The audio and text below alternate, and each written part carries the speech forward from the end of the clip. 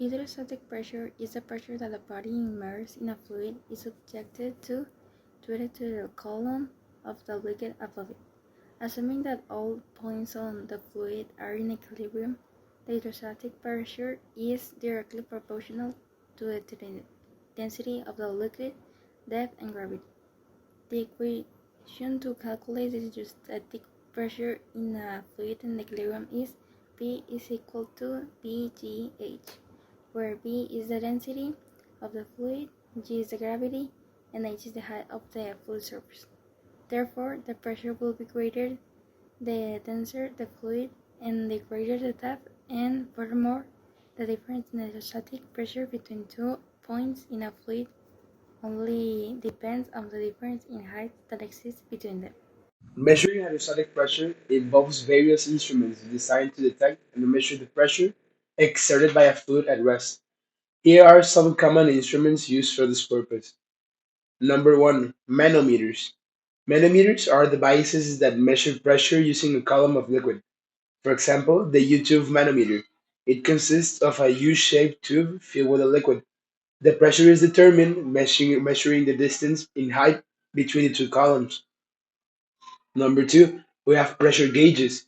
Pressure gauges are mechanical devices that measure pressure, usually with a dial readout. For example, the Burton tooth pressure gauge. It utilizes a curved tube that straightens out when pressure increases. The movement is transmitted to a pointer on a dial. Now we have number 3, pressure transducers. Pressure transducers convert pressure into an electrical signal. They are highly accurate and commonly used in industrial applications. For example, the strain gauge pressure transducer.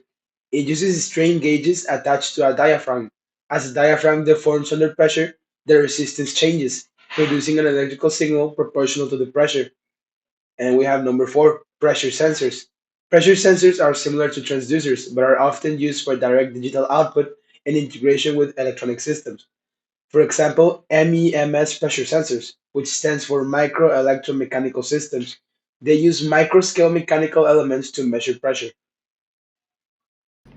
Hello, my name is Marcelo Diaz, and I'll be talking about the about four different ways in which atmospheric pressure can be affected.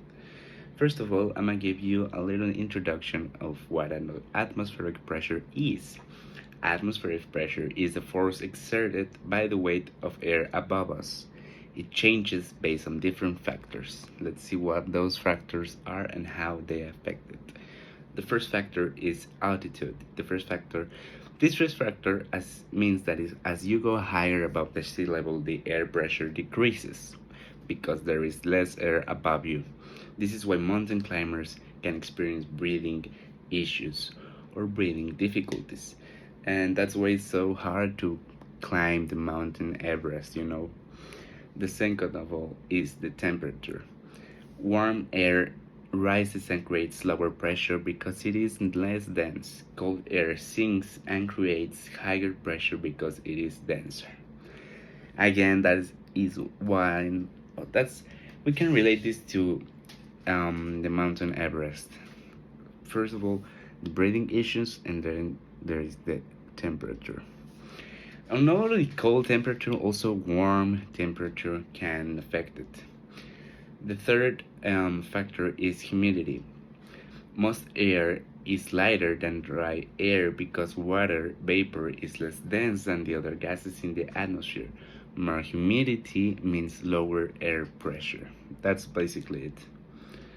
And the last one is our weather systems. What is a weather system? Weather systems like high pressure and low pressure systems also affect atmospheric pressure. I'm sorry. High pressure systems bring clear skies, while low pressure systems can cause storms and rain. And it's not really good to be playing around with climate change. It's just something that needs to happen naturally. And that'll be it from me. Those are four factors that affect atmospheric pressure. Thank you. Pressure and meteorology. Relationship between atmospheric pressure and weather prediction. Atmospheric pressure defined as the force exerted by air on the Earth's surface. is a crucial factor in meteorology and weather prediction. Measured in millibars or hectopascals, atmospheric pressure varies with altitude and weather conditions. Meteorologists use pressure maps, known as isobaric maps, to analyze pressure variations in different regions. Areas of high and low pressure are identified and their distribution allows weather prediction. Generally, a high pressure system is associated with fair weather conditions, while a low pressure system indicates bad weather. Atmospheric pressure is fundamental in the form and evolution of various weather systems, including storms, cyclones, and anticyclones. Storms form when there is a convergence of warm, moist air at the surface and cold air at altitude. Cyclones are low-pressure systems that can be extropical or tropical.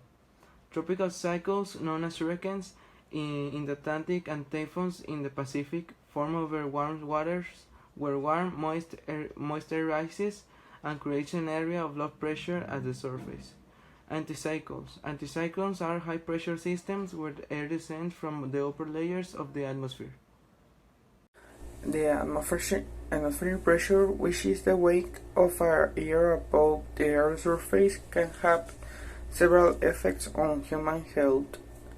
These effects may be more noticeable when there are sudden changes in pressure, such as when ascending to high altitudes or during weather events. Below are some of the most common effects: is altitude sickness, respiratory problems, headache and migraines, joint and muscle pain, cardiovascular problems. In summary, atmospheric pressure can influence human health in several ways. It is important that people with pre-existing health conditions are aware of these effects and take the necessary precautions when faced with change in atmospheric pressure. Okay, the atmospheric pressure on other planets varies widely and is influenced by their composition, size, and distance from the sun. One of those is Mars, very low atmospheric pressure, around 600 pascals. It is 0.6% of Earth's, with a thin atmosphere mostly composed of carbon dioxide. The next one is Venus, is extremely high atmospheric pressure, about 92 times that of Earth, with a thick atmosphere dominated by carbon dioxide and clouds of sulfuric acid. In Jupiter, it is no solid surface, but extremely high pressures exist deep within its thick, gaseous atmosphere, primarily composed of hydrogen and helium. In Saturn, it is similar than Jupiter with high pressures. Deep in its atmosphere, it is composed mainly of hydrogen. The Titan is the moon of Saturn. It is higher than Earth's pressure, about 1.5 times, with a dense nitrogen-rich atmosphere.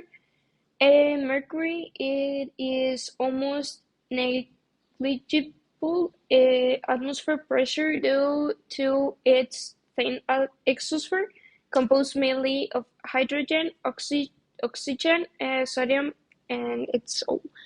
And the Earth's moon is practically no atmospheric pressure with a very thin exosphere of trace gases like helium and hydrogen. This variation in atmospheric pressure impact on each planet's surface conditions, weather, and potential to support life.